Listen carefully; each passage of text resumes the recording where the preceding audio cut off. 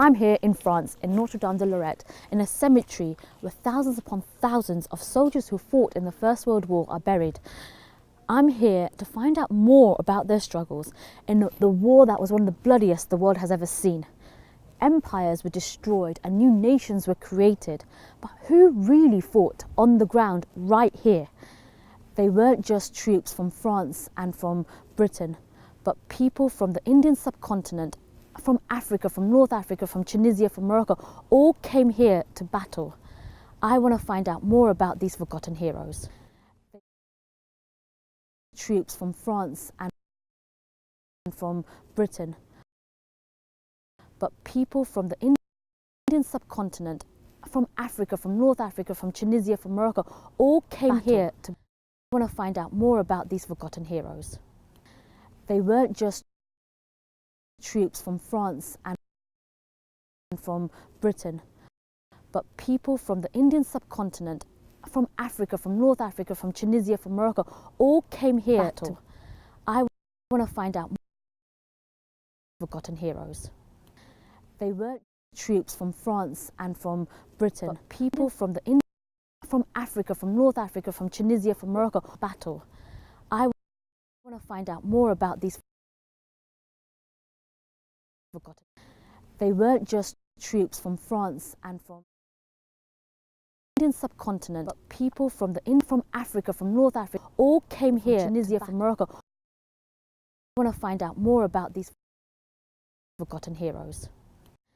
They weren't just troops from France and from Britain, from Africa, from North Africa, all came here to Africa, from Tunisia, from Morocco. I want to find out more about these forgotten. They weren't troops from France and from Britain, Indian subcontinent. So we're actually inside a trench right now. Now this was the front line for the German soldiers, and the French lines were just across here, so they're actually really close.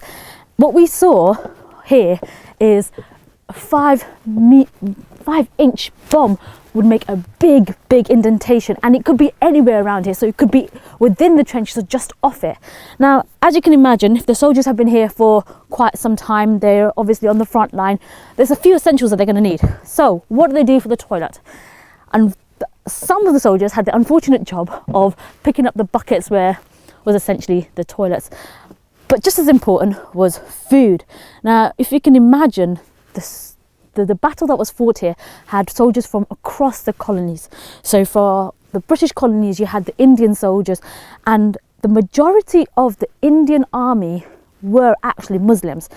And of course, the French had the colonies in Tunisia and Algeria. So these Muslim soldiers were coming from these different colonies. What did they do for food?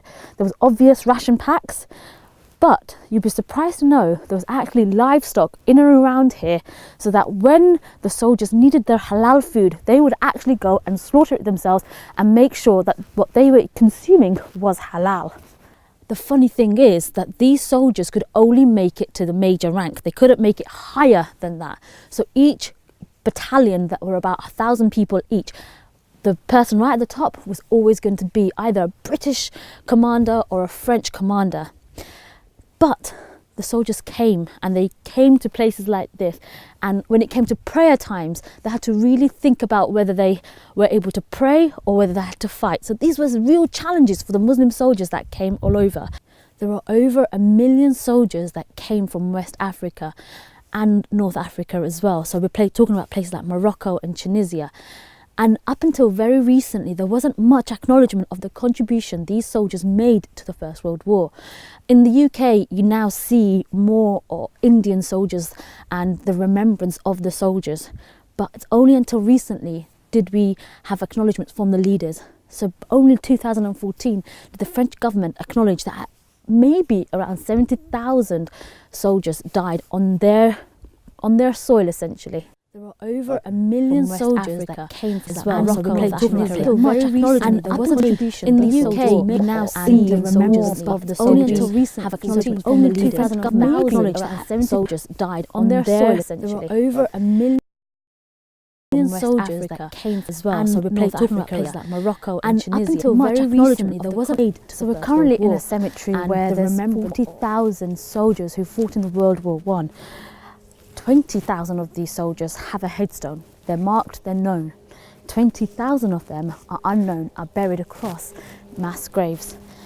Where I am standing right now is the Muslim part of the cemetery.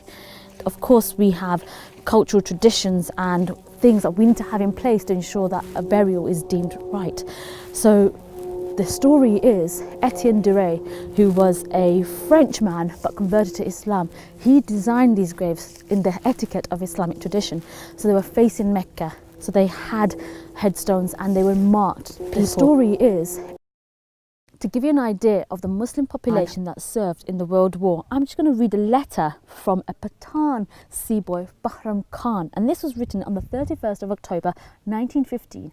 It was originally written in Urdu and it's been translated, and it says, "Please make inquiries very carefully about give the you an matter which I idea have of the written Muslim below, man, but converted by to all means Islam, World get me a War. Holy I'm just gonna Quran read a of the same pattern as your own, Bahram even Khan, if it costs and this was 10 rupees, and send it to me. You can send it by It the was hand of originally any written- man who is coming to the front, and it says, or by parcel Please make post. inquiries Make every very effort carefully to about get me the a matter Holy which I Quran. have you an idea Never of mind the the price, Muslim but I converted will to pay for Islam. it. World War. I'm This just going to letter read shows that these soldiers that were on the Bahram ground here Khan, in and Europe, this was far away from their home, still had an attachment send to their it by faith the hand of and any the man need who to is pray the coming Holy to Quran. Every effort to get me a Carefully Holy about Quran. the matter which Never I have mind you an an idea of the Muslim Quran, but converted to Islam. Pay for it. This letter, World War. I'm just going to read a letter that shows that these soldiers that were on the ground here in Europe, Bahram Khan, and It's been open for about 4 or 5 years, and what we have is every single soldier killed in this part of France, regardless of nationality, but in alphabetical order. So you can see on a panel you've got, there's one there, the letters B, you've got British, you've got French, you've got German, you've got Gurkhas, you've got Indians, you've got Sikhs, you've got every nationality on that one panel who died in this part of France, but just this area. Both my grandfathers fought in World War One. My Scottish grandfather went right the way through it from 14 to 18 and survived, but my French grandfather was third generation born in Algeria. Now the French army had a different policy. They regarded Algeria as being part of metropolitan France. In other words, it was like Essex in the UK.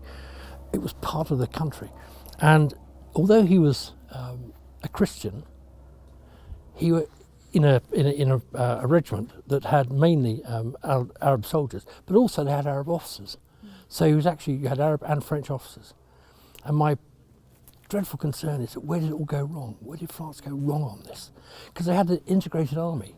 We didn't have the Americans didn't have an integrated army until the Vietnam War, for goodness sake. Yet the French had it in 1914. I was brought up that it doesn't matter. I was a soldier for 30 years. It doesn't matter what colour a man's skin is. It doesn't matter what his sexual orientation is. It doesn't matter by what name he calls God. What matters is that he's got your back and he's standing by you. And that's how we judge people. That's how we judge people in the army. I'm pretty certain that's how they did too. There was no sort of differentiation between them. I'm absolutely convinced of that. It doesn't matter what his sexual orientation. What matters is that he's got your back, and that's how we judge people. I'm pretty certain that's how they did too. There was no sort of differentiation between them. I'm absolutely that. It doesn't matter what his sexual orientation. I'm at the Ayat Cemetery, and what's unique about this place is that those that are buried here are from the Indian subcontinent and from China and not from Britain. The people here were not only soldiers but also labourers. So you've got soldiers buried amongst people who worked behind the scenes. I'm stood right next to the headstone of Ram Singh at Cemetery. And what's unique about this place those that are from the Indian subcontinent and not China from Britain and buried amongst people who worked behind the scenes. I'm stood right next to the headstone of. One of the things I've learnt is that records weren't always kept of the fallen soldiers, and actually people weren't repatriated until 1982 when the laws changed. I'm here with these two sisters who've got a very exciting story for me, Hafsa and Shamila. So tell me about what you've literally just discovered. We found out actually after looking at the memorials that we've been to, we started thinking a lot about my Nani's older brother who fought in the war. and nobody actually knew what happened to him. We were just told that he went off and was conscripted into the war, and that he was killed in Europe. And that he was killed in Europe, yeah. And there was no record. We had no idea. That was the end of the story as far as we were concerned. But coming here actually and learning that actually there's an archive and things have been memorialised, that maybe there might be a chance. So speaking to Helen, one of the tour guides, she told me about this website called Commonwealth Graves Grave Commission, something like that. Yeah, Commonwealth Grave Commission. And in there we decided to put Ghulam Hussein's name in, which is your Nani's older brother. We own. That's the only information that we had. And walking in the circle of remembrance, actually, there were 5 names that fit that description. Wow. So we thought we'd get back onto the coach, have a look on the website, and Hussein can be spelled. It was a very unusual spelling of the name. Popped the name in, popped in the criteria that it was the Second World War. And lo and behold, 240 names come up. 7 names down the line, we discover our Ghulam Hussein, grandfather, father Muhammad Atta, mother Sharifan, wife Muhammadi Begum. And I looked at Shamila, I went, oh my God, we found him. Wow. And the fact that, the story, I mean, the records show that actually he was 40 years old when he died, and he was buried in Iraq, Basra. Wow, and we never knew that, because we always thought that he had died somewhere on European soil. And so somewhere like here, you thought that he had been buried somewhere like here. Absolutely. But actually his history His records show that he's buried in Iraq. And when I told my grandmother that, we phoned her straight away, and she said, I can't, they wouldn't have found any graves. That real kind of, dismissal that actually they weren't given a proper burial, they weren't commemorated, and we're never going to find him. How did you find that information out? And it was... And actually, we thought that before we came on this tour. Yeah. We didn't realise that actually that real kind there of, was a proper record for some of the ones that, didn't go missing. And it's great that he was one of those. Otherwise, there's millions here that we'll never hear about. We thought that before we came on this tour. Yeah. We didn't realise that. Yeah. We didn't realise that they wouldn't have found any great. there was a real kind there of was a proper record for some of the ones that actually didn't go missing. And it's great that he was one of those. Otherwise, there's millions here. And actually, we thought that we'll never hear about that before we came on this tour. We didn't realise that actually there was a proper record for some of the ones that didn't go missing. And we're never going to find. For the people who are critics of delving into history and these soldiers who gave their lives, what can we say to them? The war obviously brought about the fall of the Ottoman Empire, right? And so for many people that represented, if you like, the nail in the coffin as far as any form of Islamic government or structure was concerned. And obviously Muslims who fought on the side of the British and others were effectively on the other side of that argument or of that fight. But the point is that it's unfair today to necessarily expect people to, choose their sides looking backwards. The reality is, as I said, simply that all the point we're trying to, I suppose, what we're discovering here, and the point that people need to understand is simply that Muslims from North Africa, from India, from other places around the world, also died for the same for the same sort of, if you want to call it freedoms or the system, whatever it is within which we live at the moment, right? And so many people say, look, had the war turned out differently, had the Germans been successful in either the First or the Second World War, what could have been a very, very different outcome for people in general, as well as Muslims, within, Western Europe, the United Kingdom, etc. And so for what we have today, the reality is Muslims also struggled and died for that. And so that's all we want to know. We're not trying to, we're just almost pointing out as a point of fact, rather than neccidentally, taking a side. Yeah, exactly. Going too far, going too far to the extreme this way or that way, and kind of just, unpacking that. But that's just a point of information that is important for everybody to know. That's all. Is there anything that has surprised you or has stood out so far from what you've discovered? But one of the things that was presented yesterday in terms of the interesting thing about the generosity of the Muslim soldiers in sharing their own rations with the local people from the areas which they passed through, I thought that was quite a there was a picture, an image specifically, I think, of a North African kind of soldier who was on his horse and leaning down and sort of giving some food to maybe a local, well, clearly sort of probably poverty-stricken, French sort of lady, right? And so I think within that, that kind of generosity of spirit, I think that what that image represented, that generosity of spirit which was there, is again something which I think maybe in one sense shouldn't surprise us, because that's so core to the ethos of Islam and being Muslim. But at the same time, it was nice to see some of these things some of these images today can be very, very powerful in terms of tackling the prejudice, which unfortunately is on the rise against Muslims and Islam. One of the things I've discovered is the omission of the Muslim soldiers and their legacy in the world wars. I found out that the first gas attack happened on 6,000 Muslim soldiers from Morocco and Tunisia. The sad thing about that attack was that they were never marked. The place where they died instantly has been erased from history.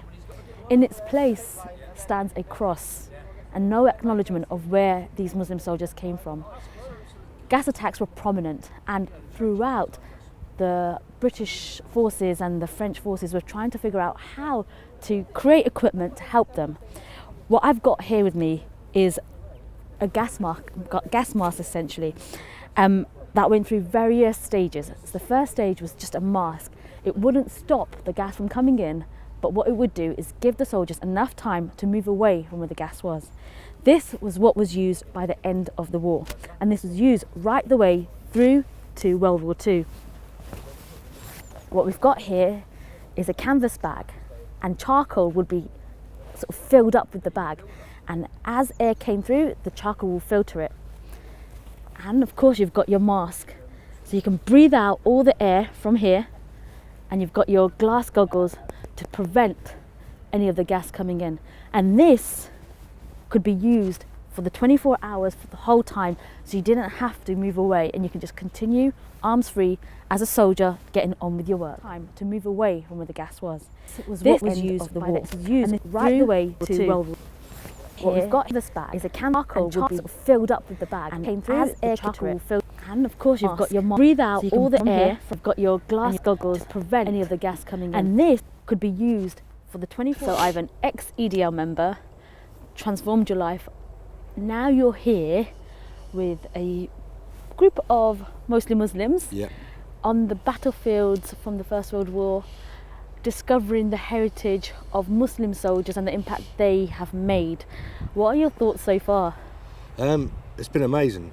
Do you know what I mean? I did think when I first came on here that it would be all Muslim based, because it is, but there's lots I didn't realise, how they fought together. We don't remember the unitedness of everybody. It's just the British Army is what we sort of hear. I'm not saying that we should increase all the thing, but we need to, if you're going to celebrate everything, you've got to celebrate everything. And the only way I've discovered what's gone on is coming here. Yeah. If I wouldn't have come here, I wouldn't have known none of this. Yeah. So it's been quite an eye-opener really, because you just don't realise, you just take things like you read in the history books. None of this is in the history books, which is probably why we've got a big us and them narrative today kind of thing. Before I joined EDL, the reason I joined is because I was working for an army charity, raising money. So when charity attacked our troops, that's what got me angry. But then I've always thought British troops, I didn't really think of separating anything, but when you break it down, that's when you realise how many different people were involved. It weren't just the British. Like we heard yesterday, the bit that amazed me was the Indian Muslim contribution. If it wasn't for them, we'd have been speaking German in the First World War. Do you know what I mean? I'd never heard that before. And this is from fact. Do you know what I mean? This isn't just somebody making it up and for their narrative. It's proven and back in the history and that. So it's been quite an eye-opener. I'll probably talk about it when I do my talks, because I'm all about promoting cohesion, I guess, and working together. And this is perfect about working together. Do you know what I mean? It's just like Joe Cox said about there's more unite us than divide us. I found that here as well today. Yeah. Do you know what I mean? You've got Jews mixed with the Muslims, and you sort of, nowadays you don't sort of hear that kind of thing. You've got Christians in with them. They fought together and died together. Do you know what I mean? It's just saying our society's become so splintered. Yeah. This is perfect about. I'm now at the Delville Wood Memorial, where Hayyan Ayaz Baba, the director of the Muslim experience in World War I, offered some background to the story. And then you've got 400,000 British Indian Army Muslim soldiers. 25,000 were in the Chinese Labour Corps, who were Muslim.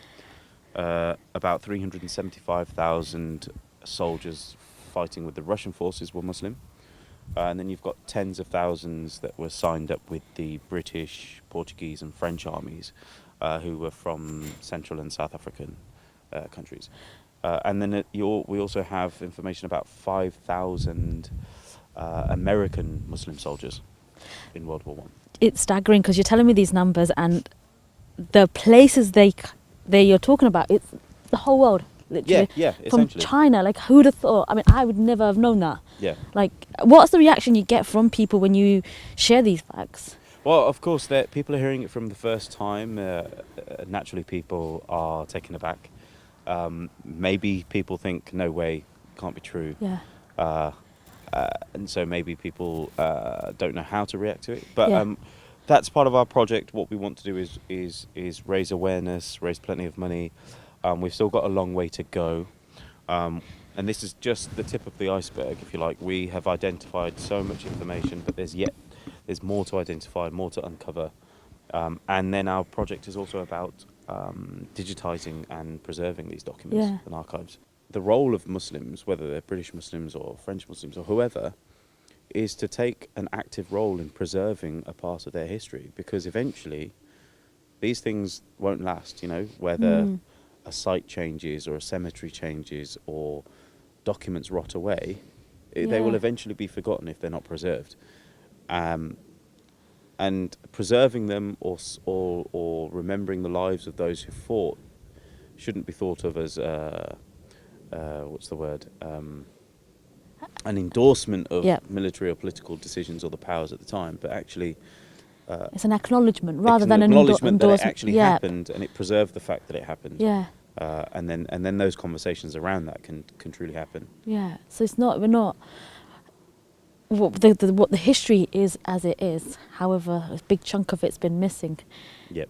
What you're saying, you're not rewriting. What you're doing is reinstating the history back in its rightful place. Yeah. We're acknowledging that it happened and it was there, and that it's a truth, and so everybody should be aware of it. And naturally, there are good that comes out of that, and that is challenging racism, that's challenging the far right narrative, that's challenging the idea that Muslims don't have a place in Britain or in Europe, when actually they've very much contributed to the history of Europe, have made sacrifices for Europe, and so they deserve recognition. What we've seen here is every few hundred metres there's a cemetery for the soldiers who passed away during World War I and World War II. This part of France is like a mass grave.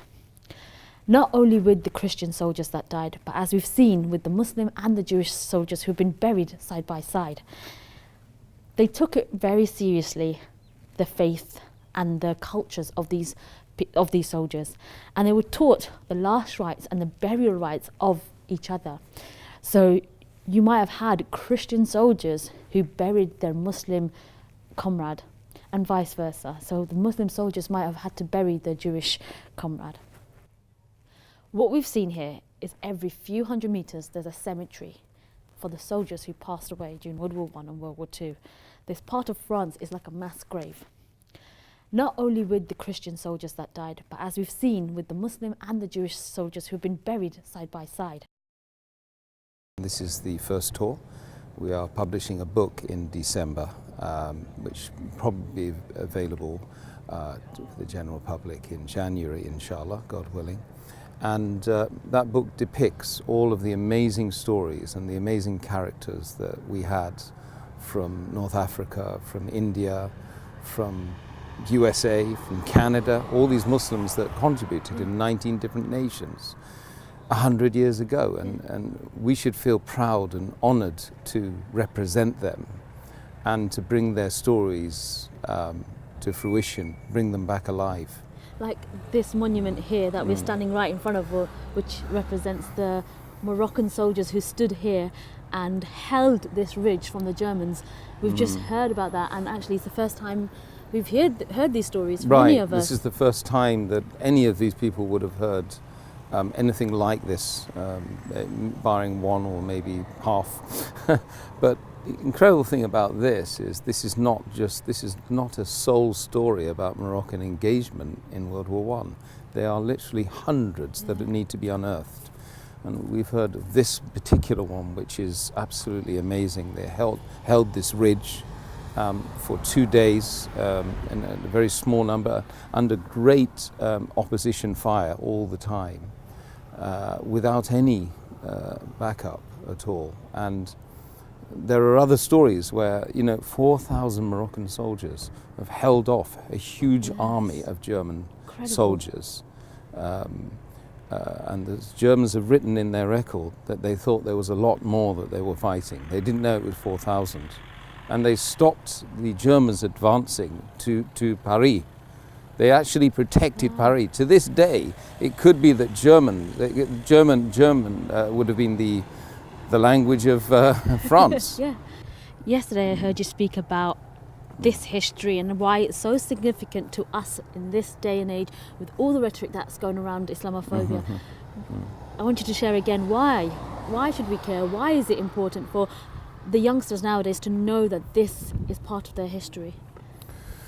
Well, it's a two-way thing, because one is that their identity is being challenged on an hourly basis, on a minute-by-minute basis these days, through social media, through anti-social media, through their peer pressure at school, colleges, in the shopping malls, wherever it is, in the cinemas, where they're being challenged there. Yeah. So they need something to say, something to hold on to, which is tangible, real evidence that they are part and parcel of this European success story. And we have to say, Europe is a success story. I know it's at the... It's at a pinnacle at the moment, you can say. Say. That's it. So exactly. So you've got that. That's number one. And number two is that the people that purport to be the enemies of this group, call them parasites and, have done nothing good for Europe and so on and so forth. And this is a counter-narrative. This offers them a counter-narrative that they can argue rationally, logically, with passion, with energy, to say, forget it. You come to this ridge with me now, and we can show you what difference those people made. This is a counter-narrative. This offers them a counter-narrative that they can argue. Rationally. The land cradles bodies now of honourable men who fought bravely together from beginning to end. The landscape embedded with stories they told. The winds carry gently now their honoured souls. No stars, no crescents, no crosses to separate these brothers in arms whose lives and bravery we commemorate. So it's beautiful. Mashallah.